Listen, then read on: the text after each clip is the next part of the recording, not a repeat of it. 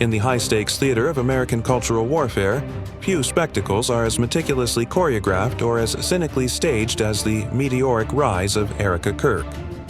To the casual observer, glancing at the headlines of conservative media or scrolling through the glossy, high-contrast imagery of her social media feeds, she appears as the ultimate archetype of the stoic, grieving widow, a fascist Barbie stepping with practiced poise into the ideological void left by her late husband, Charlie Kirk.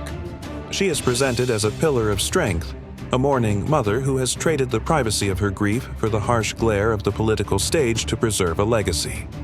Yet, as the blinding glitter from her recent pyrotechnic-heavy speaking tours begins to settle and the orchestrated applause fades into the background, a far more unsettling and predatory picture emerges from the shadows. This is not merely the story of a woman finding her voice in tragedy, it is a masterclass in calculated revisionist history, a display of deep-seated, systemic hypocrisy that suggests her entire persona is a fabrication designed for maximum political leverage. Her past has been scrubbed cleaner than a corporate balance sheet under federal audit, edited with the ruthless precision of a public relations firm desperate to bury anything that contradicts the pure evangelical narrative they are currently selling to the American public. This narrative is one of traditionalist purity, a story of God-ordained destiny where a woman finds her ultimate purpose through submission to a powerful patriarch. However, this carefully constructed house of cards begins to wobble the moment one applies even the slightest bit of intellectual pressure. Every time a stone is turned in the garden of Erika Kirk's history, a new, squirming contradiction crawls out into the light, revealing a life that was lived in direct opposition to the values she now monetizes. We are witnessing the birth of a new and dangerous kind of political icon, a paradoxical figure who preaches the absolute sanctity of the home and the necessity of the stay-at-home mother while simultaneously living her own life in the constant, artificial spotlight of a multi-million-dollar nonprofit empire.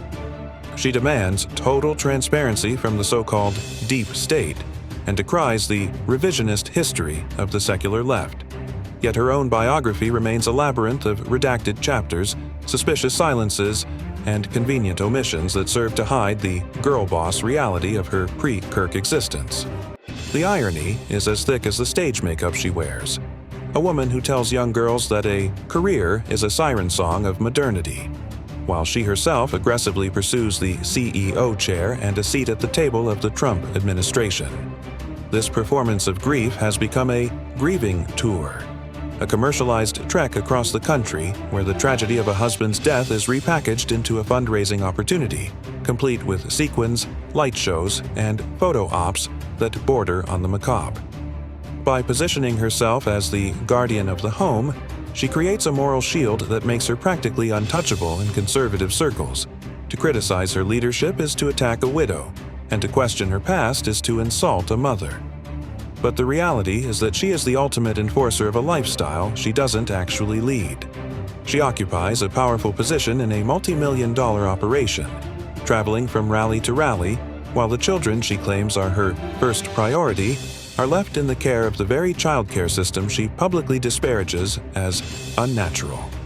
This is the core of the Kirk strategy, the use of traditionalist aesthetics to mask a radical pursuit of institutional power. She is not a woman who was saved from the career-driven life of New York. She is a woman who realized that the Tradwife brand was the most profitable career she could ever launch.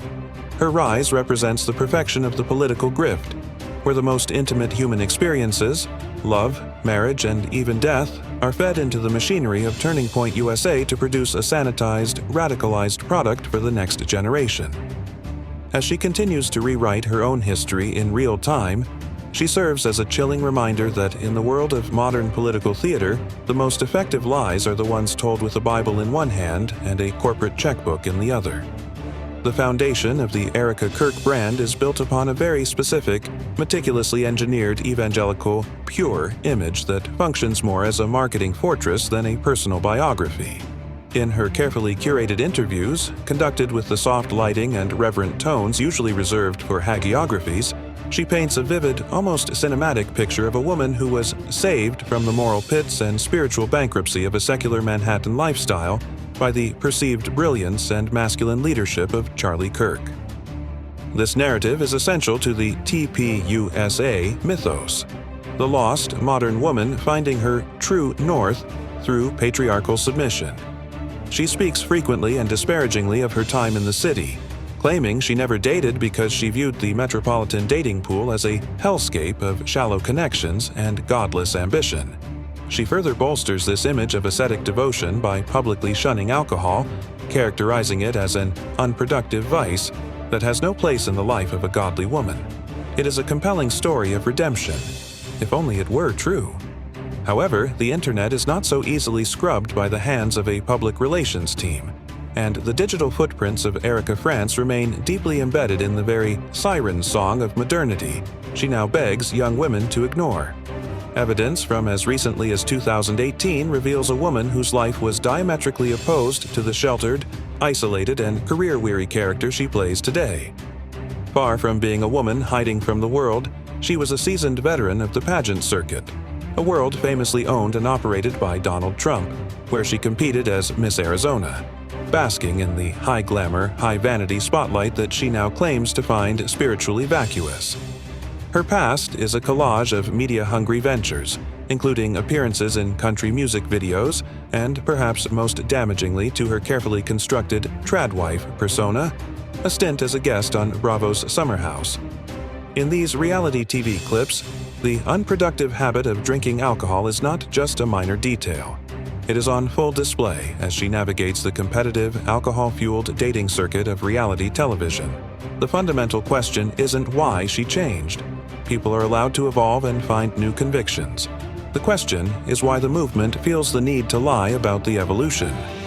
Why must the history of the woman steering the ship of one of the nation's largest and most influential youth organizations be a total work of fiction?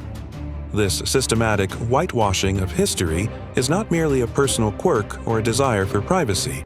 It is a tactical necessity for the specific brand of religious nationalism that TPUSA represents. To lead an organization that dogmatically tells young women their only true fulfillment and biological destiny lies in submitting to a husband and guarding the home. As a domestic servant of the family, Erika must appear as though she never possessed an independent spark or a secular desire. She must be the perfect vessel, unblemished by the taint of ambition or the shame of a past life lived out loud. Yet her own current reality is a screaming testament to the very girl boss energy and corporate maneuvering she now publicly decries from the pulpit of conservative conferences. While she stands on stage telling 16-year-old girls that being a partner at a local law firm actually isn't that big of a deal compared to the glory of motherhood, she herself is aggressively scaling the heights of a multi-million-dollar empire. She holds 2 bachelor's degrees and a Juris Master's from Liberty University, a school that, despite ranking 391st out of 391 in certain national academic assessments, remains the crown jewel and cornerstone of the conservative educational industrial complex. Her academic pursuit was not for the sake of homeschooling her toddlers, but to equip herself for the legal and political battles of the CEO's office. The hypocrisy is not just a side effect, it is the core feature of her leadership. She has become the primary enforcer of a domesticity she does not actually practice and likely has no intention of practicing.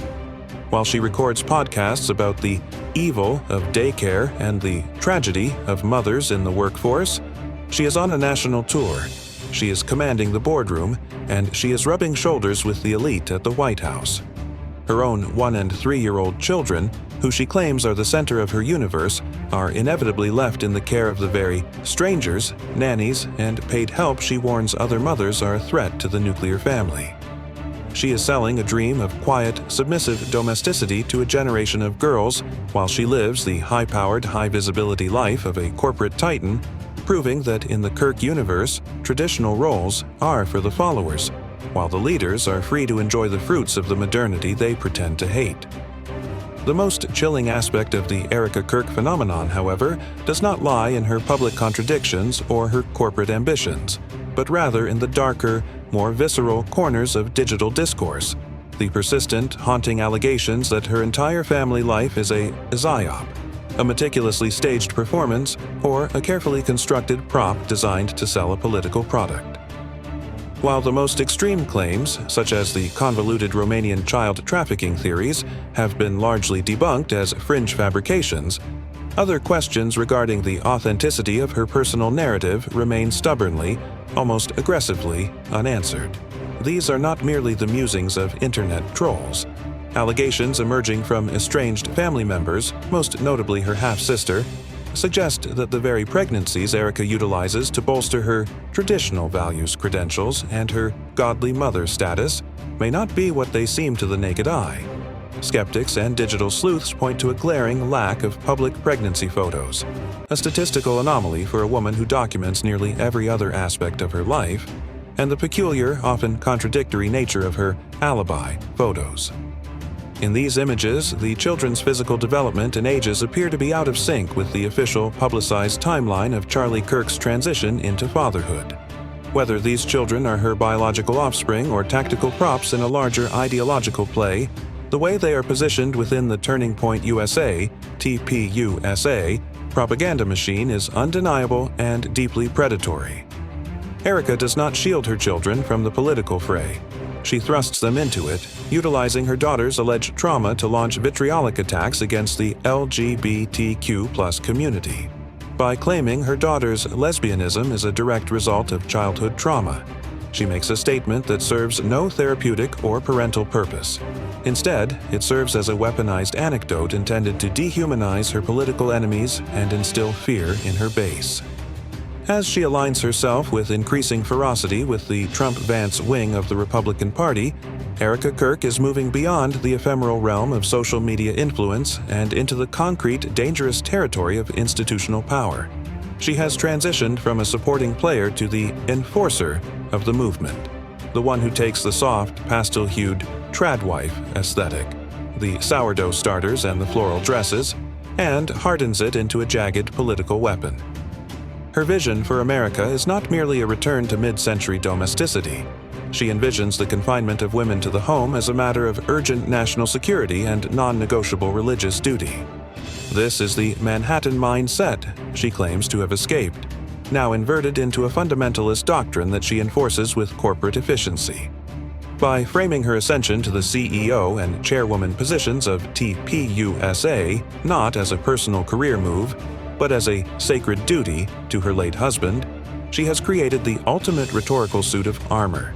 She has effectively shielded herself from any meaningful accountability or criticism by hiding behind the sanctity of the grave.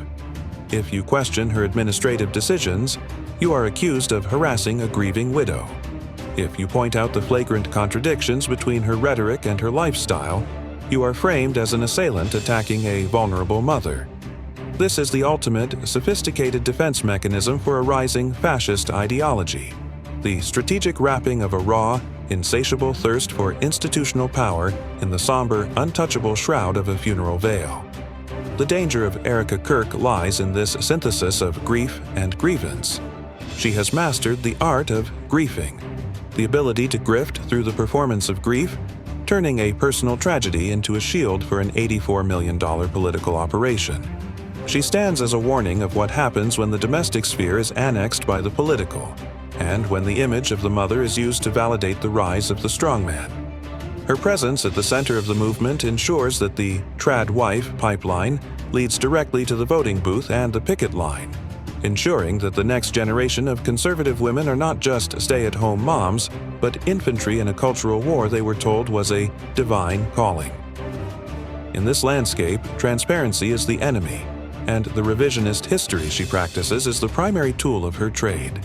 She is not just filling Charlie's shoes, she is expanding the footprint of the organization into high schools and colleges via Club America, targeting impressionable 15 to 25-year-olds with a version of womanhood that she herself has never actually occupied. As she continues to purge her past and polish her present, the chilling reality remains. Erika Kirk is the most effective operative the movement has ever produced, precisely because she is willing to sacrifice the truth of her own life to become the icon of a movement that demands total obedience. We must ask ourselves, what happens when the people who claim to represent truth are the primary architects of their own revisionist history? Erika Kirk is not just a widow, she is a CEO. She is not just a mother, she is a political operative. And she is not just a conservative, she is a polished media product of a defense-adjacent ecosystem that knows exactly how to manufacture consent. As TPUSA rolls out Club America in high schools, a move critics compare to historical youth indoctrination programs, the face leading the charge is a woman whose own past is a series of deleted scenes. If the future of the conservative movement is built on the foundation of Erika Kirk's rhetoric, it is a future built on a lie.